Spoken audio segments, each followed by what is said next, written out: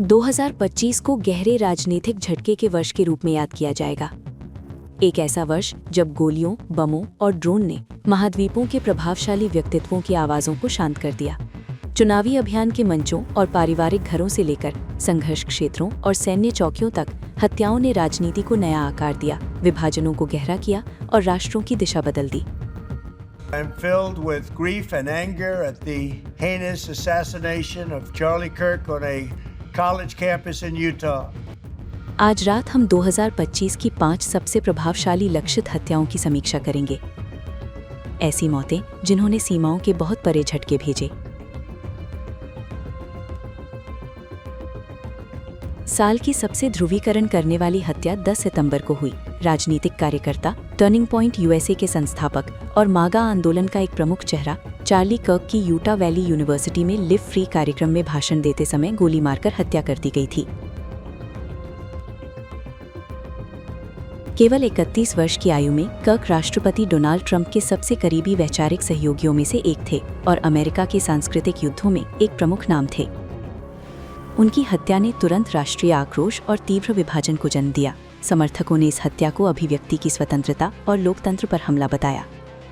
आलोचकों ने उस राजनीतिक माहौल की निंदा की जिसने कर्क जैसे व्यक्तित्वों को नफरत के प्रतीक के रूप में बदल दिया था। ऑनलाइन प्रतिक्रियाएं गहराई से विभाजित थीं, जिनमें से कुछ ने उनकी मृत्यु पर खुशी जताई, जिससे जवाबी कार्रवाई की शुरुआत हुई। ट्रंप प्रशासन ने, जिसे उन्होंने वामपंथी राजनीतिक उग्रवाद करार दिया, उस पर सख्त कार्रवाई के आह्वान के साथ जवाब दिया।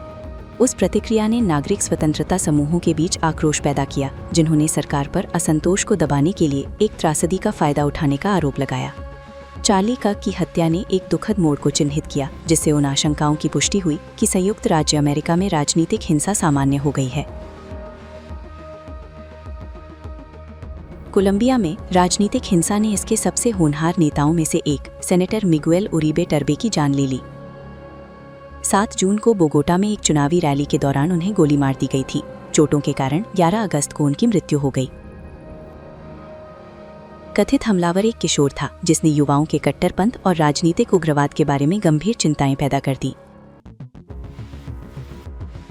2022 में सर्वाधिक मतों के साथ सीनेट के लिए चुने गए उरीबे प्रेसिडेंट गुस्तावो पेट्रो के वामपंथी एजेंडे के खिलाफ एक प्रमुख रूढ़िवादी आवाज बनकर उभरे। 2025 तक केवल 39 वर्ष की आयु में वे स्वयं को एक राष्ट्रपति पद के उम्मीदवार के रूप में स्थापित कर रहे थे, जो कोलंबिया के मध्य दक्षिण पंथ के लिए नवीनीकरण का प्रतीक थे। उनकी हत्या ने उस यात्रा को समाप्त कर दिया। इसने उन आशंकाओं को और बढ़ा दिया कि 2026 के चुनावों से पहले कोलंबिया की नाजुक स्थिरता बिगड़ रही है, और उरीबे को डेमोक्रेटिक विपक्ष के लिए एक शहीद में बदल दिया।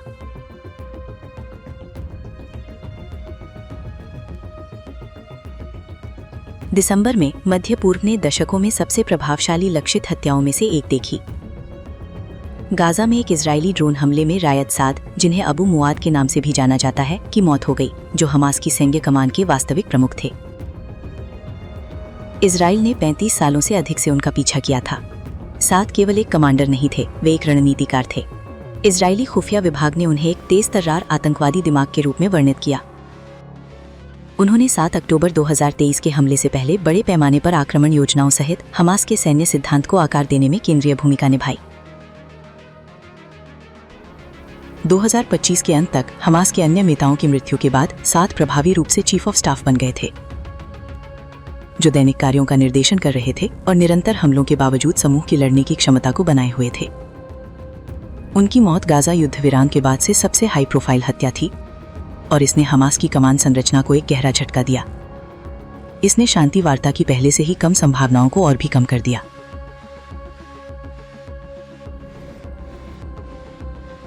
चौदह जून को अमेरिका एक बार फिर स्तब्ध रह गया। मिनेसोटा हाउस ऑफ रिप्रेजेंटेटिव की अध्यक्ष मेलिसा हॉटमैन की उनके ब्रुकलिन पार्क स्थित घर के अंदर उनके पति मार्क के साथ हत्या कर दी गई। हमलावर ने बाद में अन्य राज्य विधायकों को भी निशाना बनाया, जिसे अधिकारियों ने समन्वित राजनीतिक रूप से प्रेरित आतंकी हमला बताया। हॉटमैन देश की सबसे प्रभावशाली राज्य नेताओं में से एक थीं। एक कुशल वार्ताकार के रूप में उन्होंने तीव्र ध्रुवीकरण के दौर में मिनेसोटा का नेतृत्व किया था, गर्भपात के अधिकारों, LGBTQ संरक्षण, जलवायु नीति और पुलिस सुधार का समर्थन किया था। उनकी हत्या को घरेलू आतंकवाद करार दिया गया। इसने राजनीतिक बयानबाजी, सांसदों की सुरक्षा और राज्य स्तर पर भी सार्वजनिक अधिकारियों के सामने आने वाले बढ़ते खतरों के बारे में राष्ट्रीय बहस को फिर से शुरू कर दिया।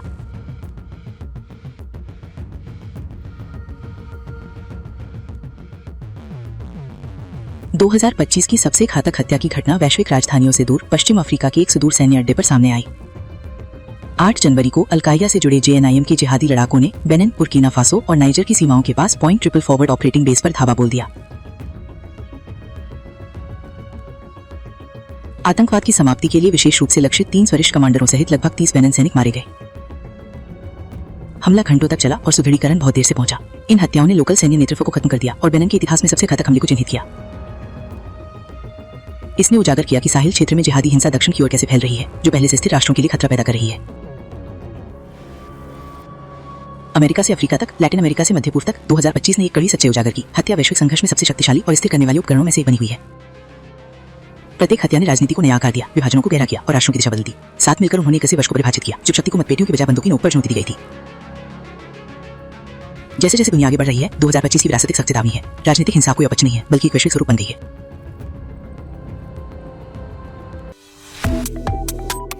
Subscribe to One India and never miss an update.